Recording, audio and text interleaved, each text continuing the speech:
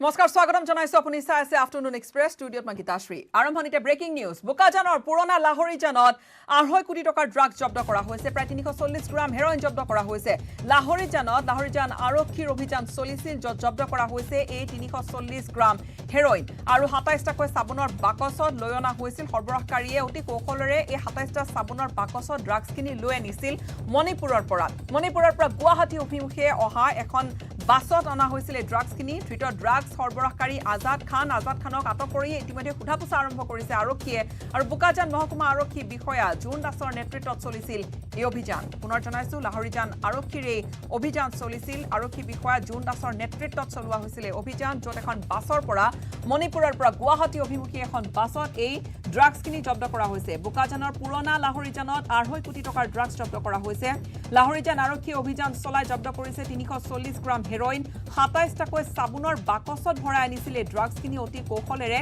আজাদ খান নামৰ এজনক আটক কৰা হৈছে আৰক্ষীয়ে আটক কৰি সোধাপোছা অব্যাহত ৰাখিছে পুনৰ জনাইছো মণিপুৰৰ পৰা ড্ৰাগছখিনি অনা হৈছিল মণিপুৰৰ পৰা গুৱাহাটী অভিমুখে আহি থকা এখন বাছত এই ড্ৰাগছখিনি উদ্ধাৰ কৰা হৈছে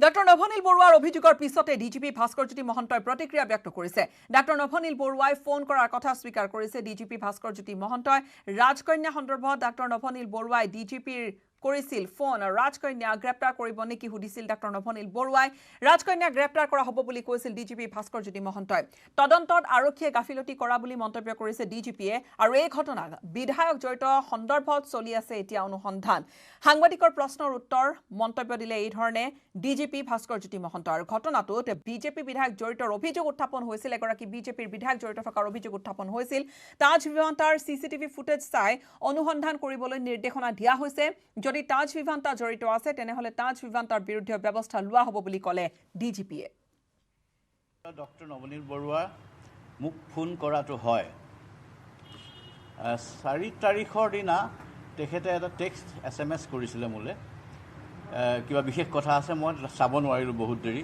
পিছত কথা পতা হ'ল তেতিয়া তেখেতে মোক ক'লে যে এই ছোৱালীজনীৰ কথা ক'লে এনেকৈ হ'ল আমাৰ ইয়াত এডমিশ্যন লৈছে আৰু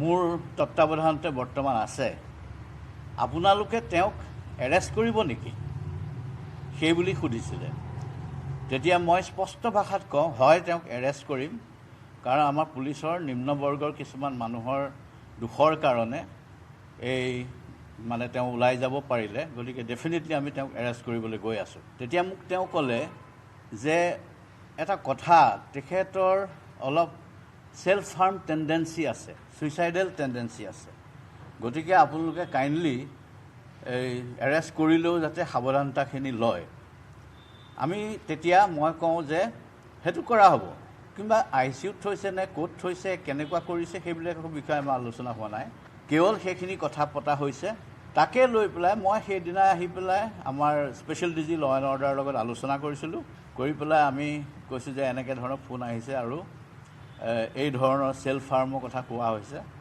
তাৰপিছত আমি যিখিনি শুধৰণি কৰিবলগীয়া হৈছিলে পুলিচৰ আৰম্ভণি পৰ্যায়ত যিখিনি ভুল আছিলে সেইখিনি সন্দৰ্ভত শুধৰণি কৰিবলগীয়া ব্যৱস্থাখিনি কথা আমি পাতিছিলোঁ আৰু পিছত মই চিটি পুলিচৰ বিভিন্ন বৰ্গৰ বিষয়াক কৈছিলোঁ আমি দিহা দিছিলোঁ এই সন্দৰ্ভত মই এইটোও ক'ব বিচাৰোঁ যে সেইদিনা 2 অক্টোবৰৰ দিনাই আমি গম নাপাওঁ আচলতে অসমত বহুত এক্সিডেণ্ট হৈ থাকে এইটো ডিজিপিৰ বা স্পেচিয়েল ডিজিপিৰ বা ছিনিয়ৰ লেভেলে সকলো এক্সিডেণ্টৰ কেছ নেচায় এইখিনি জিলা ভিত্তিক মানে বিভিন্ন অঞ্চল ভিত্তিক পুলিচ বিষয়াসকলে সেইখিনি চায় কিন্তু মই ফ্ৰেংকলি কৈছোঁ ঘৰত গৈ পেলাইহে গম পাইছোঁ কথাটো তেতিয়া মই এজন জ্যেষ্ঠ বিষয়াক ফোন কৰিছোঁ চিটি পুলিচৰ কৰি পেলাই অকণমান ভৰ্ৎসনা কৰিছোঁ মই যে এইটো কথা কিয় কোৱা হোৱা নাই কাৰণ মানুহৰ গাৰ ওপৰেদি গাড়ী চলাই দিছে এনেকুৱা ধৰণৰ বস্তুটো এইটো কেনেকুৱা হৈছে immediately culpable homicide not amounting to murder against the case ল'ব লাগে মই ছেকশ্যনটোও কৈ দিছোঁ আৰু কৈ পেলাই তেওঁক কৈছোঁ ইমিডিয়েটলি ভালকৈ ছুপাৰভাইজ কৰিব লাগে ইত্যাদি কথা কৈ মই থৈ দিছোঁ কিন্তু যেতিয়া দেখিলোঁ এইটো হোৱা নাই মই কোৱা মতে পিছত যেতিয়া মই লক্ষ্য কৰিলোঁ যে এইটো নকৰিলে তেতিয়া মই এটা এক্সপ্লেনেশ্যন কল কৰি পেলাই চিঠি লিখিছোঁ সেই বিশেষ বিষয় এজনক আৰু তেওঁ উত্তৰ দিছে আৰু উত্তৰটো আমি জেনেৰেলি ছেটিছফেক্টৰী পাইছোঁ কাৰণ সেই বিষয়াজন খুব বেছিকৈ ব্যস্ত আছিলে এইটো আচলতে জনা বুজা কথা গতিকে ডেফিনেটলি পুলিচৰ যিসকলে এইটো হেণ্ডেল কৰিছিলে তেওঁলোকে আৰম্ভণিতে ভুল কৰিছিলে সেই কাৰণে ভুলৰ যিখিনি শাস্তিমূলক ব্যৱস্থা সেইখিনি প্ৰচেছ হৈ আছে আৰু দিছপুৰ থানাত পুনৰ আজি হাজিৰ হৈছে ডাক্তৰ নভনীল বৰুৱা আজি পুনৰ আৰক্ষীয়ে সোধা পোছা কৰিছে ডাক্তৰ নভনীল বৰুৱাক ডিজিপিৰ প্ৰসংগত কৰা মন্তব্যৰ উত্তৰো দিলে ডাক্তৰ নভনীল বৰুৱাই আৰক্ষীৰ তদন্তৰ পিছতে তেওঁ সকলোখিনি কথা জনাব বুলি কৈছে সাংবাদিকৰ আগত আৰু শুকুৰবাৰে কেইবা ঘণ্টা জেৰা চলোৱাৰ অন্তত ঘৰলৈ যাবলৈ দিয়া হৈছিল ডাক্তৰ নভনীল বৰুৱাক আৰু জেৰাত ৰাজকন্যা বৰুৱাক সুৰক্ষা দিয়াৰ তথ্য প্ৰমাণ কিছু লাভ কৰা বুলি জানিব পৰা গৈছে ৰাজকন্যাক চিকিৎসা কৰিছিল ডাক্তৰ নভনীল বৰুৱাই আৰু শুকুৰবাৰে নিজকে নিৰ্দোষী বুলি মন্তব্য কৰিছিল ডাক্তৰ নভনীল বৰুৱাই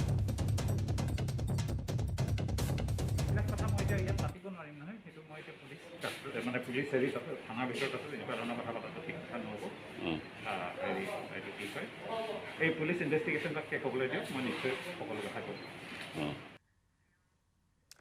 ৰাজ্যত পুনৰ পূজাৰ সময়ত কুটাঘাটৰ আশংকা স্পষ্ট হৈ পৰিছে আৰু চোৰাংচোৱাৰ তথ্যৰ ভিত্তিত পূজা মণ্ডপত কৰা হৈছে কটকটীয়া নিৰাপত্তা বেষ্টনী শত্ৰু দেশৰ চকু অসমত পৰা বুলি সংবাদমেলত মন্তব্য কৰিছে ডিজিপি ভাস্কৰ জ্যোতি মহন্তই অসম এতিয়া সন্দিক্ষণত আছে বুলি মন্তব্য কৰিলে মহন্তই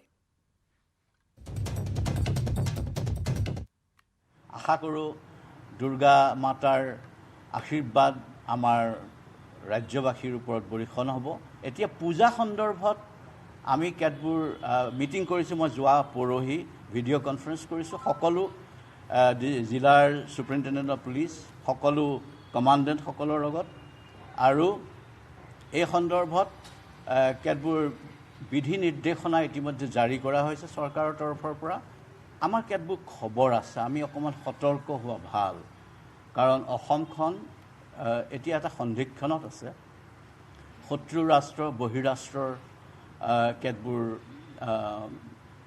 মানে কুচকু অসমত পৰি আছে গতিকে ইয়াত যদিহে কিবা তেনেকুৱা চক্ৰান্ত থাকে সেইখিনি প্ৰতিহত কৰিবলৈ অসম পুলিচে চেষ্টা কৰিব আৰু প্ৰচেষ্টা চলাই আছে আমাৰ কেতবোৰ খবৰ আছে আমি আপোনালোকৰ জৰিয়তে সমুদায় অসমবাসীক পূজাটো পালন কৰোঁতে উৎসৱ পালন কৰোঁতে অকল পূজাই নহয় পূজাৰ পিছৰ পৰ্যায়ৰ যিকেইটা উৎসৱ আহি আছে সেইখিনি পালন কৰোঁতে বহু সতৰ্কতামূলক ব্যৱস্থা গ্ৰহণ কৰিবলৈ মই অনুৰোধ কৰিছোঁ আমি সময়ত ৰাইজৰ জ্ঞাতাৰ্থে আমি জনাম আৰু পূজা কমিটি অনুসাৰে আমাৰ ডিষ্ট্ৰিক্টবিলাকৰ লগত আলোচনা চলি থাকিব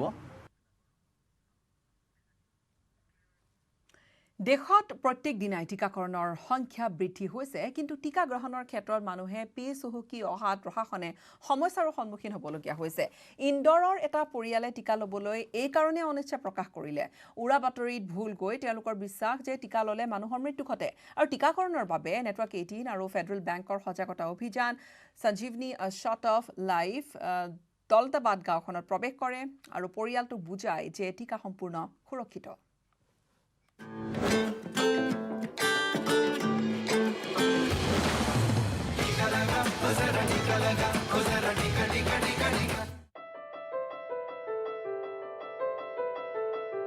पति ने बोला कि मेरे हाथ पैर दर्द बुखार जैसा है तो सर हमने डॉक्टर को दिखाया डॉक्टर ने बोला आप कोविड की जांचें कराओ हमने कोविड की जांचें करवाई सर तो कोविड बताया तो हम सब लोग घबरा गए फिर हमने इंदौर सिटीजन में इनको एडमिट किया फिर वहाँ इलाज शुरू हुआ सर 10 दिन वहाँ रहे आईसीयू रूम में रहे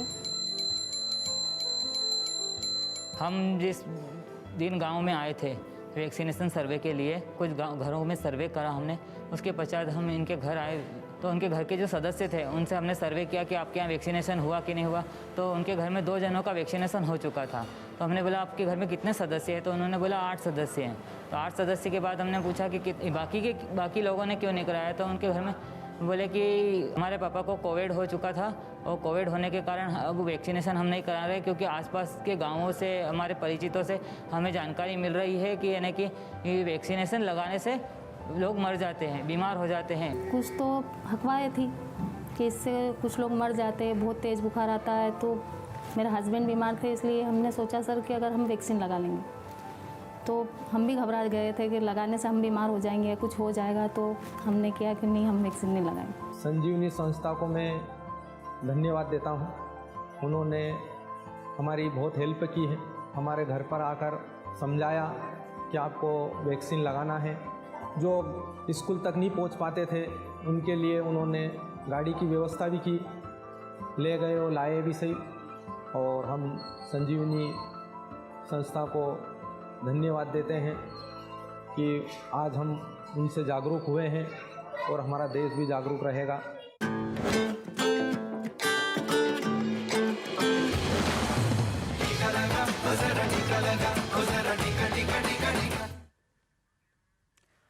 সময়খিনি এটা সময় বাণিজ্যিক বিৰতিৰ।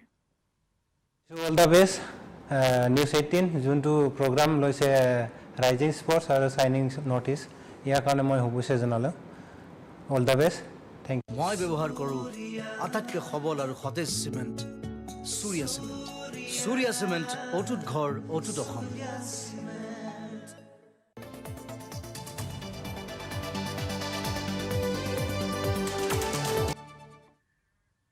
স্বাগতম, আপুনি চাই আছে আফটাৰনুন এক্সপ্ৰেছ। কলকাতাৰ বোজপুকুৰ তালবাগান সাৰ্বজনীন দুৰ্গা পূজাখনৰ কিছু পৰিৱেশ দেখুৱাবলৈ লৈছোঁ। 30 বছৰত ভৰি দিলে ঐতিহাসিক সেই পূজাখনে। পূজাৰ থীম কৃষক আৰু কৃষি সামগ্ৰী। কৃষক বিদ্ৰোহে স্থান পাইছে পূজাৰ মণ্ডপত, আৰু পূজা মণ্ডপত উপস্থাপন কৰা হৈছে কৃষি পথাৰত ব্যৱহৃত কিছু সামগ্ৰী। দেখুৱাব আমাৰ জ্যেষ্ঠ সাংবাদিক ৰাজু বৰুৱাই। এবাৰ আমি উপস্থিত হৈছোহি কলকাতাৰ তালবাগান অঞ্চলত, আৰু তালবাগানৰ যি সাৰ্বজনীন 30 সংখ্যক দুৰ্গা পূজা, তেওঁলোকৰ এটা টেগলাইন প্ৰথমতে দেখুৱাব বিচাৰিছোঁ, ধৰ হাল শক্ত হাতে। তেওঁলোকে এইটো টেগলাইন লৈছে, আৰু কৃষকৰ যি সংগ্ৰাম, কৃষকসকলক যেনেধৰণে যি ব্যৱহাৰ কৃষকে পাব লাগিছিলে সেই ব্যৱহাৰ নাই পোৱা, আৰু কৃষি সামগ্ৰীৰ সৈতে জড়িত প্ৰথমতে দেখুৱাইছোঁ কাঁচি তেওঁলোকে ব্যৱহাৰ কৰিছে। এয়া কাঁচি, আৰু মূল মণ্ডপখনৰ আৰম্ভণিৰ পৰা তেওঁলোকে প্ৰথমতে দিছে কাঁচি, এনেধৰণে ব্যৱহাৰ কৰিছে। ঠিক একেদৰে কৃষকসকলক তেওঁলোকে এনেধৰণে প্ৰতিফলিত কৰিব বিচাৰিছে, বা আমি এইটোক যদি কৃষক বুলিও নধৰোঁ, তেতিয়া পথাৰত যি চৰাই চিৰিকটি খেদিবৰ বাবে যিবোৰ ৰখা হয় এনেধৰণৰ খেৰৰ মূৰ্তি, সেয়া ইয়াত ৰখা হৈছে। ঠিক একেদৰে কৃষি কৰ্মৰ সৈতে যিবোৰ সামগ্ৰী জড়িত, আমি প্ৰথমতে ট্ৰেক্টৰখনো দেখুৱাইছোঁ। এতিয়া কৃষিৰ সৈতে একেবাৰে জড়িত হৈ থকা এটা বস্তু হৈছে সেই ট্ৰেক্টৰ। ট্ৰেক্টৰেৰে মানুহে খেতি যিহেতু চপাই বিভিন্ন ক্ষেত্ৰত, বা মৰণা মৰাৰ ক্ষেত্ৰতে হওক বা হাল বোৱাৰ ক্ষেত্ৰতে হওক।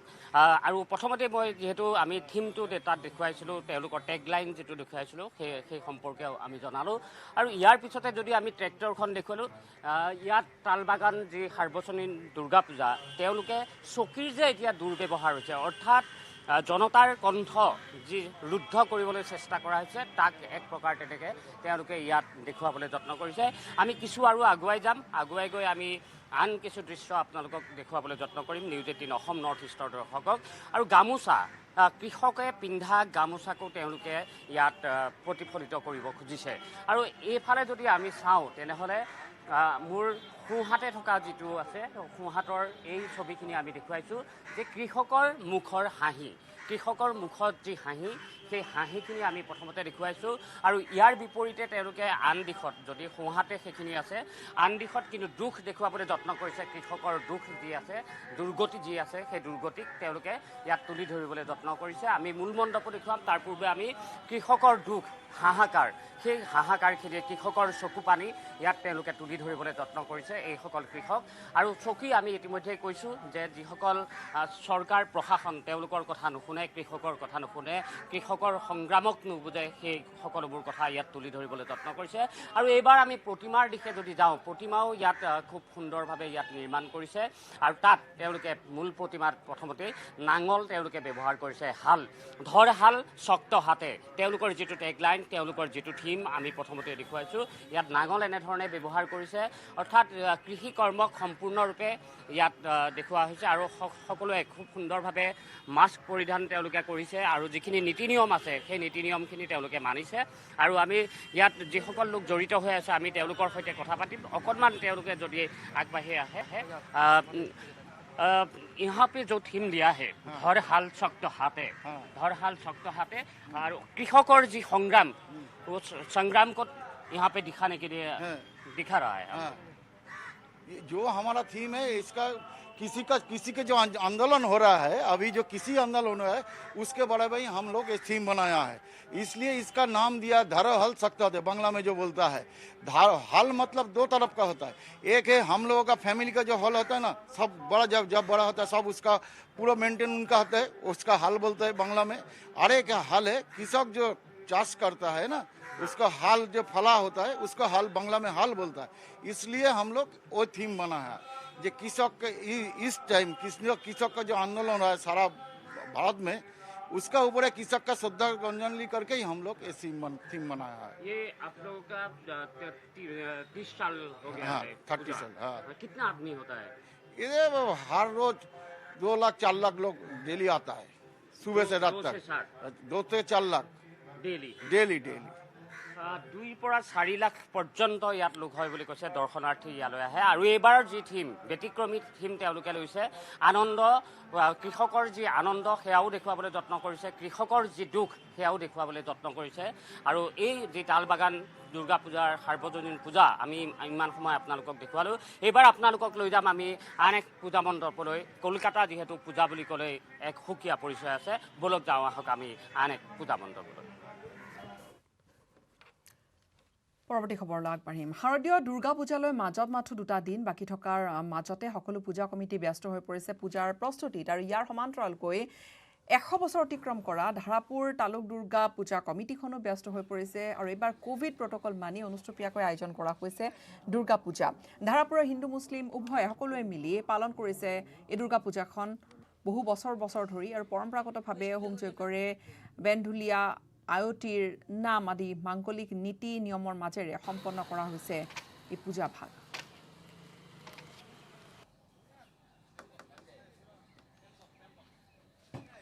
প্ৰতিবেদন আগবঢ়াম আমাৰ সাংবাদিক ধ্ৰুৱজ্যোতি কলিতাৰ। দুৰ্গা পূজালৈ মাথো মাজত 2 দিন। আৰু মই বৰ্তমান উপস্থিত আছোঁ ধাৰাপুৰৰ দুৰ্গা পূজা ফিল্ডত। আৰু ধাৰাপুৰ দুৰ্গা পূজা ইতিমধ্যে 100 বছৰ অতিক্ৰম কৰিছে। আৰু যিহেতু কোভিড প্ৰট'কলৰ কাৰণে কিছু নিয়ম দিয়া হৈছে ৰাজ্য চৰকাৰৰ পৰা, এই নিয়ম অনুসৰি ধাৰাপুৰ দুৰ্গা পূজা এইবাৰ অনুষ্ঠুপীয়াকৈ আয়োজন কৰা হৈছে। আৰু বিশেষকৈ ধাৰাপুৰ যি দুৰ্গা পূজা, ধাৰাপুৰ দুৰ্গা পূজাত অইন বেলিৰ দৰে সাংস্কৃতিক অনুষ্ঠান বা মানুহৰ ভিৰ তেনেকৈ নহ'ব। আৰু মোৰ লগত উপস্থিত আছে ধাৰাপুৰ তালুকৰ লোক, তেখেতৰ পৰা জানিব কেনেধৰণৰ এইবাৰ পূজা অৰ্চনা কৰা হ'ব ইয়াতে ধাৰাপুৰত। হয়, আমাৰ ধাৰাপুৰ পূজা কমিটিৰ এইবাৰ আমি অনুষ্ঠুপীয়াকৈ চৰকাৰে দিয়া নিয়ম নীতিমতে তেওঁলোকৰ SOP মানি আমি এইবাৰ পূজা আৰম্ভ কৰিম। যোৱাবেলিও কৰিছোঁ আমি, আমাৰ 100 বছৰ অতিক্ৰম কৰিছে। এইবাৰ 2 পালি ভেকচিন লোৱা মানুহকে আমি পূজা স্থলীত সোমাবলৈ দিম আৰু চেনিটাইজাৰৰ ব্যৱস্থা ৰাখিম। আমি সকলো ধৰণৰ চৰকাৰী নিয়ম নীতি মানি মানে মাংগলিক কাৰ্যখিনি যাতে ভালদৰে হয় তাৰে আমি ব্যৱস্থা কৰিছোঁ। মই ধাৰাপুৰ পূজা কমিটিৰ উপসভাপতি, মোৰ নাম উমেদ আলী আহমেদ। আমি ইয়াতে হিন্দু মুছলমান উভয়ে মিলিজুলি আজি ইমান বছৰে আমি ইয়াতে পূজা পাৰ্বণ কৰি আহিছোঁ। আৰু এইবেলিও আমাৰ সুন্দৰভাৱে পাৰ হ'ব বুলি মই আশা কৰিছোঁ। ধাৰাপুৰ দুৰ্গা পূজাত যি এটা ইতিহাস আছে যে ওজাপালি আৰু আপোনাৰ ঢুলীয়া, এইবাৰ তেনেকুৱা কিবা ব্যৱস্থা কৰা হ'ব নেকি? এনে ওজাপালি আৰু ঢুলীয়াৰ এনে সাধাৰণভাৱে ব্যৱস্থা কৰা হৈছে। নামতি আমাৰ আহিব আমাৰ গাঁৱৰে। ইয়াৰ সৈতে সময় হ'ল এতিয়া বাতৰিৰ পৰা বিদায় লোৱাৰ। নমস্কাৰ। আটাইতকৈ সবল আৰু সতেজ cement Surya cement. Surya cement অটুট ঘৰ অটুট অসম।